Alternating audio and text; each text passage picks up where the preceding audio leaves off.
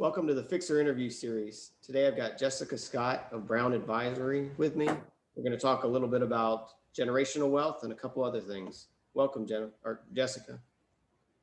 Good to see you, Justin. Thank you for having me.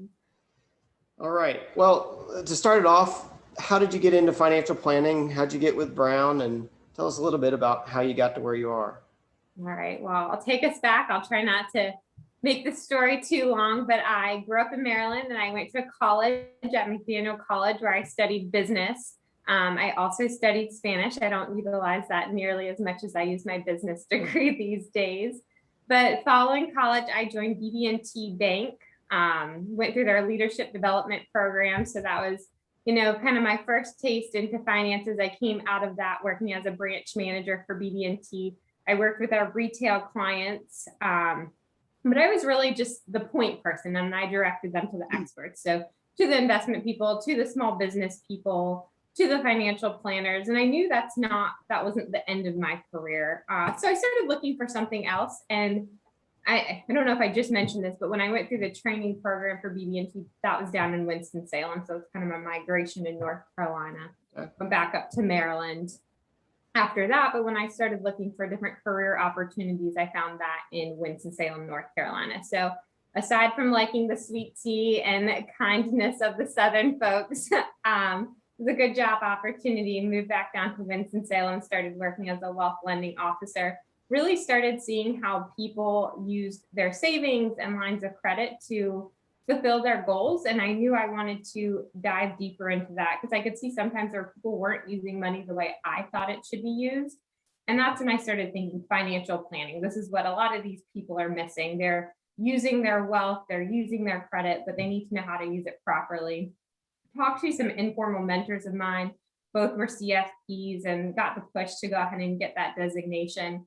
As I started looking for what my next career move was, I knew it wasn't with the bank because they had a very centralized model of financial planning where the financial planner sat behind a closed door, handed the plan off, and somebody else presented it to the client. So I knew from that I was going to want something different because I wanted to be the expert, but I also loved working with individuals and their families face to face. So that's when I started looking for a different place to do financial planning.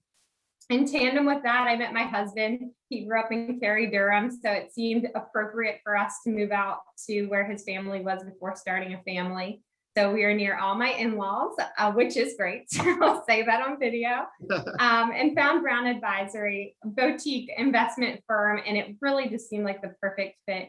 Everything we do for clients is customized, and that's how I wanted to work with individuals and families. I wanted to offer custom solutions, not the big box solutions. So that's how I migrated into that. I finished the CFP designation in 2018 and really took off planning about that time when I also transitioned to Brown.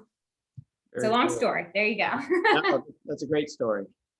Yeah, I knew of Brown Advisory before I met you, and I met you at a FPA conference probably around 2018. Yeah. And anyway, that's when we started connecting and talking and seeing how we could possibly work together. But so for those who don't know, Brown Advisory deals with a lot of high net worth clients.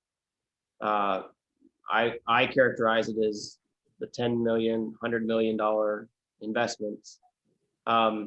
Is that the typical client? I mean, most of my clients they might be millionaires, but they're not deco or 100 millionaires for the most part. Yeah, I would say we're working with those higher net worth clients. We have investments that are for those accredited investor, qualified purchasers, those individuals that have a higher net worth.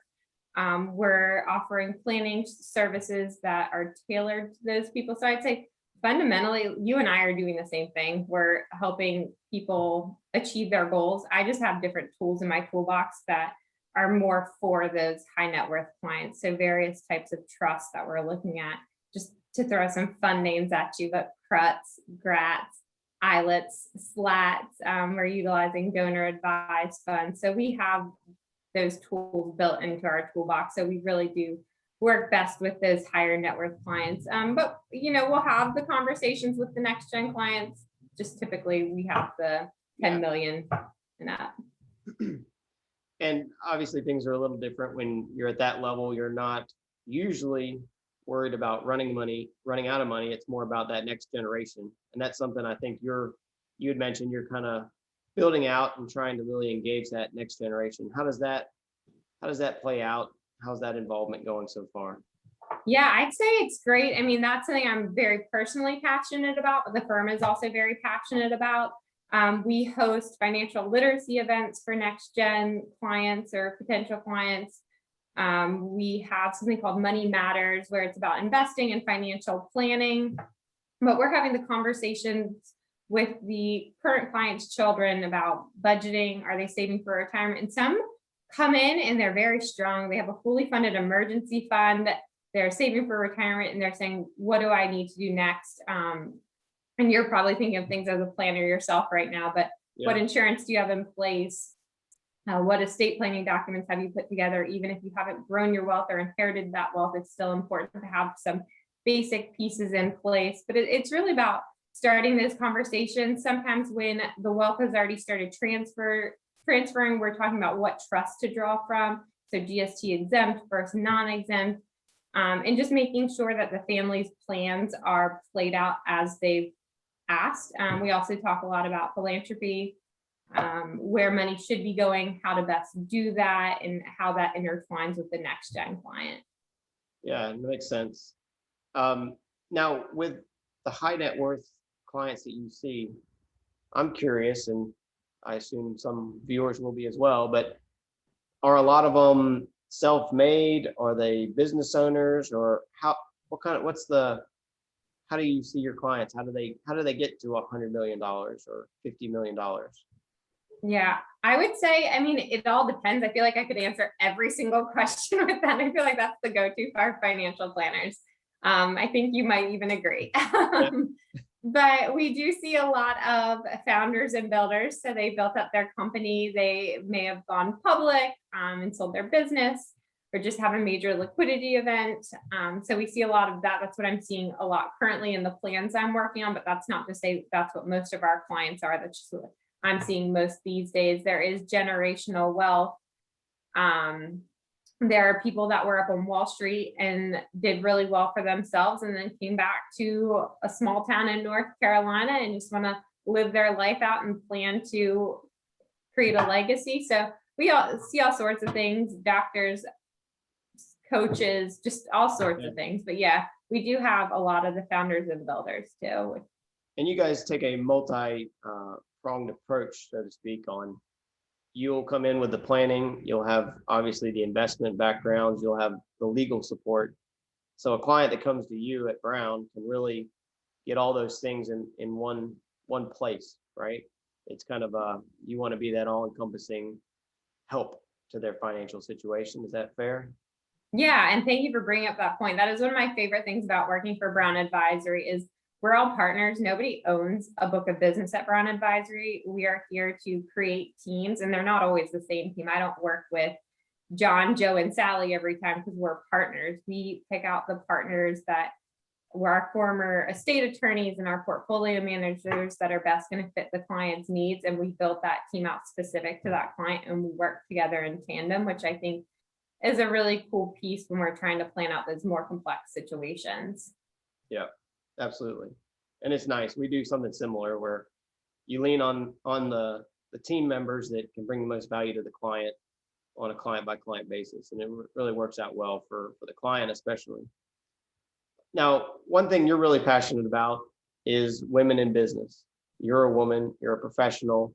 I know we've talked about building your network and referring people that other females that are out there that are good networks for you. Tell us about your passion there and what you're looking for and what you're trying to develop or improve the world with. Yes, thank you. You know, I'm passionate about this. At our last lunch, I kept talking about female empowerment. And then I had to remind you that I enjoyed having lunch with you as a male. So thank you for bringing this up. I guess just to bring it back again, I grew up mostly with a single mom. So I was taught about savings and proper use of credit from her. And I guess I thought every child had that similar education, but I quickly learned not only were people not educated in that way, but I now see adult females that aren't educated in their finances. And it may be a client that lost their husband or is getting a divorce and they don't understand how their finances work or where their money's at. It may be my neighbor that tells me her husband said she can get a Peloton when she starts spending less. It just blows my mind. But I just really want to educate females and make them feel empowered and have them ask questions and understand finances. And in doing that, I realize I'm oftentimes referring my business out to males, like male estate attorneys and CPAs and, you name it. I know a guy that does that. And I thought if I'm going to be empowering female and growing this network of educated females, I really want to be giving my business to females as well. So really looking forward to building out my network of female CPAs, estate attorneys, and just any business owner, because when I do business, I want to do business with somebody that I think is doing a great job, somebody I look at as a friend, and it doesn't always have to be a male. It can very well be a female I meet. And also hopefully I can help them in some way, whether it's me sharing a piece of financial knowledge I know and just, growing female knowledge that way, or, doing a whole plan for them if that's something they would benefit from. Yeah, no, that's great. I plan on passing along all my wealth to 3 daughters of mine. So there you go. Eventually they will get empowered with it, hopefully years from now. No, this has been great. Any final thoughts, and let everybody know how they can get a hold of you or even Brown Advisory? How's the best way to reach out if they want to talk to you more? Yeah, well, thank you for inviting me to do this. You've been a wealth of knowledge over the past couple of years, and you're becoming a good friend. So it's great to have you in my network, female or not.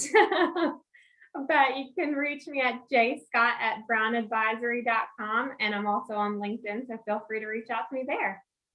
All right. Thank you, Jessica. Thanks everybody for watching. This has been the Fixer interview series with Jessica Scott of Brown Advisory. And I'm Justin Struble with BSG Advisors. We're not brokers, we're fixers.